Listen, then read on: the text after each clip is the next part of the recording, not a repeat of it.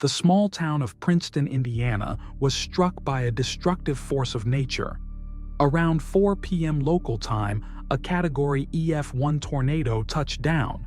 Winds reached up to 100 miles per hour. The twister came from the southwest, ripping roofs off homes, snapping trees, and tossing trash bins across the streets. Several neighborhoods lost power after power lines were torn down. Significant damage was reported at the local middle school. Fortunately, students were evacuated in time, thanks to the town's emergency alert system. No lives were lost.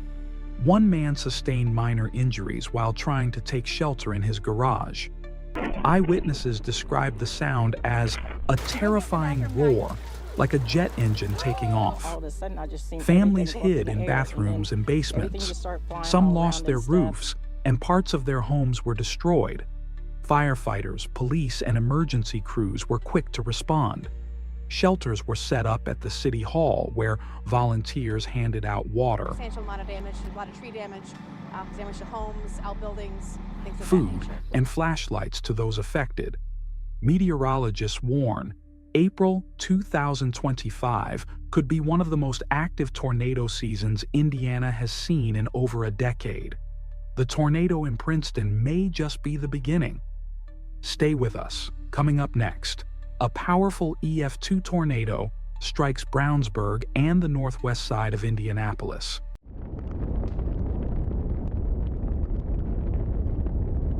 A powerful tornado struck parts of central Indiana, hitting Brownsburg and the northwest side of Indianapolis with full force. At approximately 3:12 p.m., a Category EF2 tornado touched down in Hendricks County.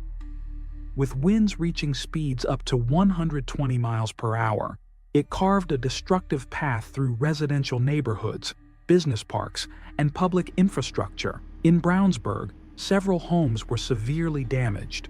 Roofs were torn away, fences flattened, vehicles thrown against buildings.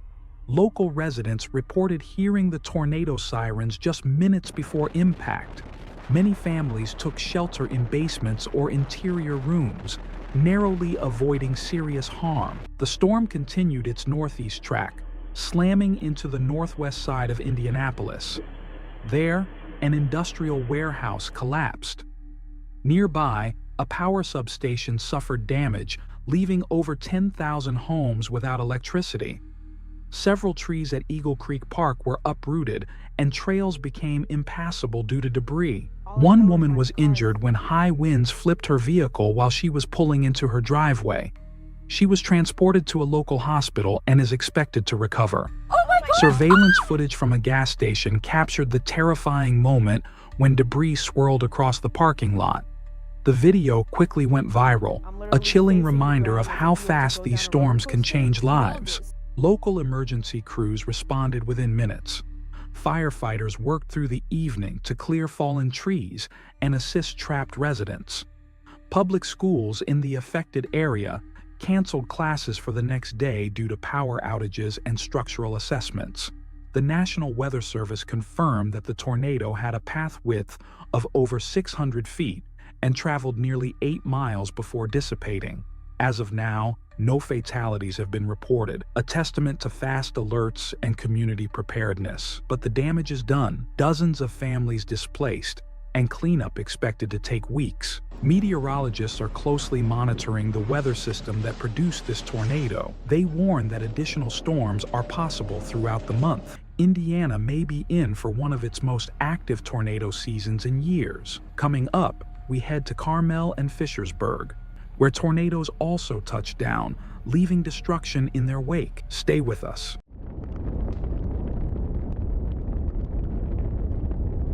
In the early afternoon, the city of Carmel in central Indiana was hit by a fast-moving EF1 tornado.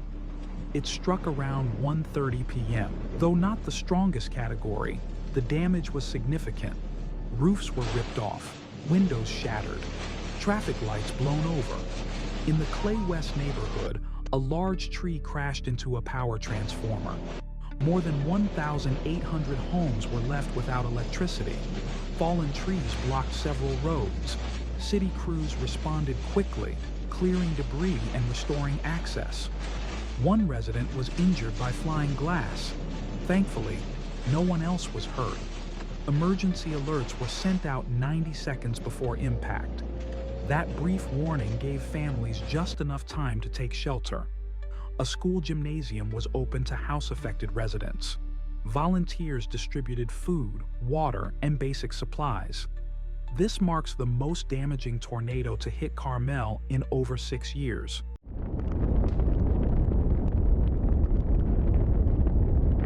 At around 10:20 a.m., a powerful EF2 tornado tore through the town of Fishersburg in Madison County. Winds reached speeds of up to 115 miles per hour. The northern part of town was hardest hit, especially local farms. 3 barns were destroyed, grain silos collapsed, farm machinery was tossed across open fields like toys. 6 homes were damaged.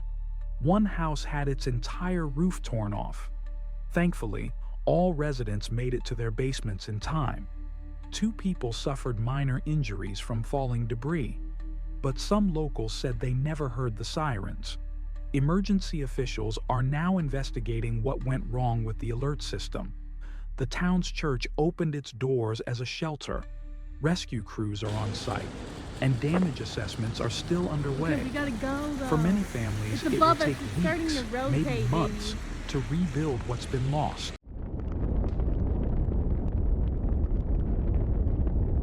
A destructive EF2 tornado touched down in the southern part of Darmstadt, a small town in Vanderburg County. Winds peaked at 120 miles per hour. The tornado ripped through farmland and residential blocks.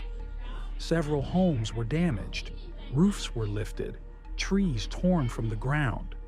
At the local fire station, part of the roof was peeled off. The storm also damaged a nearby elementary school, forcing its closure until further notice. Across town, hundreds of trees were downed, streets were blocked, power lines snapped. Nearly 5,000 residents lost electricity. Emergency crews responded within minutes. Firefighters and police secured the area. Volunteers helped distribute water and clear driveways. No serious injuries have been reported. Thanks to early warnings, most people were able to take shelter in time. Officials say damage assessments are ongoing, but the impact is clear.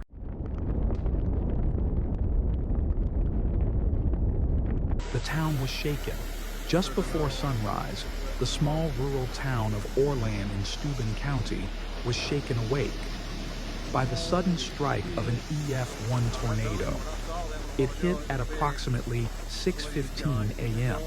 Winds topped 100 miles per hour. The storm carved a narrow but violent path through farmland on the town's western edge. A large barn was completely destroyed, reduced to splinters. Its metal roof was found more than 200 yards away, twisted around a utility pole. Several homes suffered moderate damage. One family was jolted from sleep as windows shattered and tree limbs crashed onto their front porch. Local resident Emma Hallbrook described the moment as a freight train outside my window. She and her 2 children huddled in the bathroom, clutching each other until the winds passed. Trees were downed across multiple roads, blocking access to several rural homes.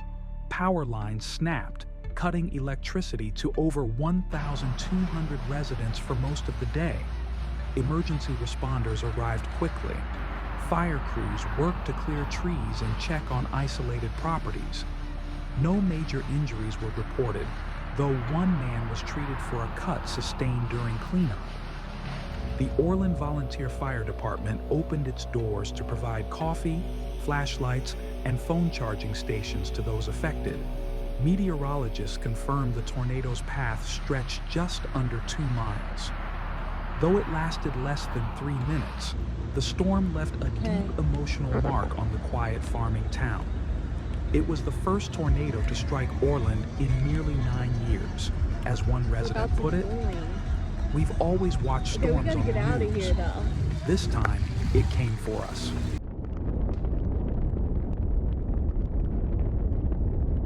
At 4:42 p.m., residents of New Goshen, a quiet town in Vigo County, faced a terrifying reality.